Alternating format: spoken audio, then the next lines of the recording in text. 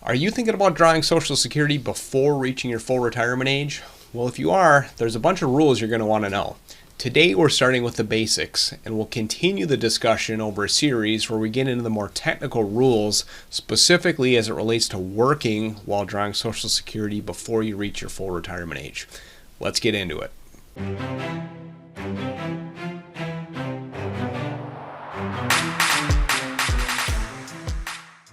Thanks for joining me today. I'm Ted Erhart. Professionally, I spend most of my time doing retirement planning for individuals over age 50. If you'd like to know more about that or about our firm, please check out the links in the description below. Now let's get into today's discussion. Now when it comes to Social Security, there's all these complicated and oftentimes special rules. For example, right now, even the age at which you're considered fully retired depends on the year in which you were born, and you can see that up here in the table. Nothing can be simple. But that said, full retirement age is a very important definition because those that draw before are subject to a host of rules, specifically as it relates to working while drawing benefits. And that's what we're going to be really focusing on over the course of the next couple discussions. Now, before we get into some of the rules around earning the limitations, let's touch on the reduction factors one faces when taking benefits early. So Social Security benefits are calculated to be actuarially neutral. And that just means total benefits that people receive on average should be the same regardless of when they draw. In other words, if you draw early, benefits are going to be lower, not really because they're trying to penalize you, but because you're expected to draw benefits over more years, just naturally. And likewise, if you defer all the way out to, say, 70, the maximum age for Social Security benefits, you're going to get a much larger benefit simply due to the fact that the years in which you receive benefits are going to be compressed. Now, if you want to be a little bit more specific, maybe you're like me, you kind of like to get into the weeds on some of this stuff.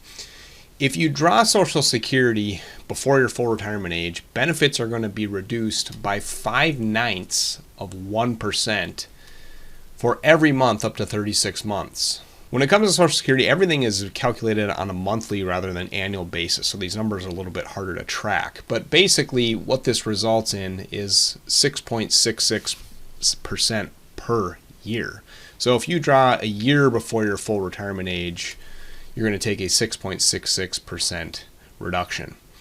Now, that's for the first 3 years. So say your full retirement age is 67. If you draw at age 64, well, you're going to take a 20% reduction, which is 6.66 times 3 years.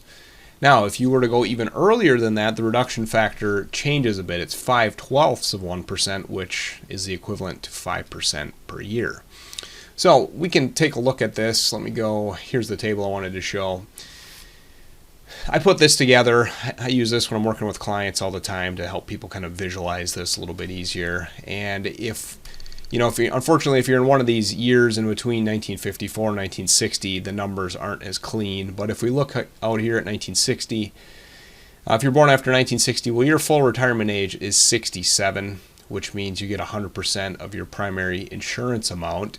And there's that 6.66% discount for year 1, year 2, and year 3. And in years 4 and 5, the discount drops to 5% per year. Now let's talk about the earnings test, because I think this is one of the most confusing aspects of Social Security. And I'm going to go deeper with some examples in some future videos, so stick around for those or check back as I get those put together. But in the meantime, today we're just going to start with the high-level basics. So if you're under your full retirement age, there's a limit as to how much money you can earn before some of your Social Security is going to be withheld. So this is in contrast to once you reach your full retirement age, you can make as much money as you want, and it's not going to have any impact on your benefits.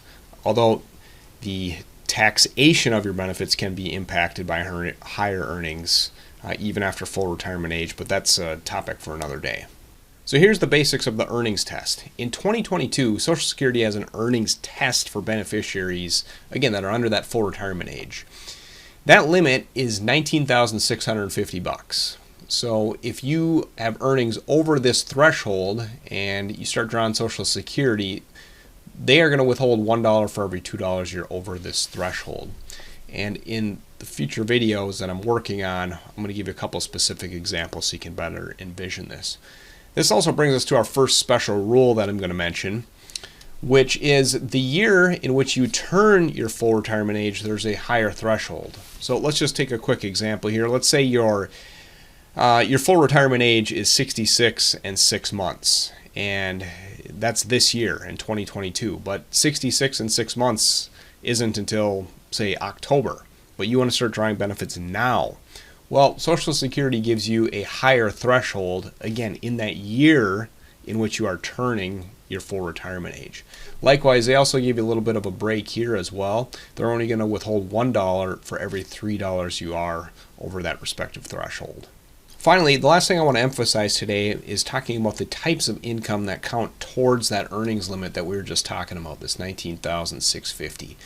You know, a lot of people will retire at, say, 62, and they want to flip on their Social Security benefits right away, but in addition to that, they're also going to they have to start taking withdrawals from their retirement savings, obviously, to pay their living expenses. So a lot of people naturally wonder, well, shoot, is that going to push me over the earnings limit and penalize my Social Security? And the short answer is no. So on the bottom here, you can see things like pensions, annuities, retirement plan withdrawals, etc. These do not count towards that earnings test. The only thing that does basically is earned income. So if you're working, and this also includes if you're self-employed, that is the type of income that you have to watch out for as it relates to the earnings test. All right, we made it through the basics. Like I said a few times throughout our discussion today, I'm working on a couple examples that are really going to dive into the details of the earnings test, how that actually plays out. We're also going to spend some time talking about a number of special rules that we just didn't have time to get to today. So I hope we'll see you in the next one. Thanks for watching. And like I said, if you're looking for more information about me, our firm, check down in the description. See you next time.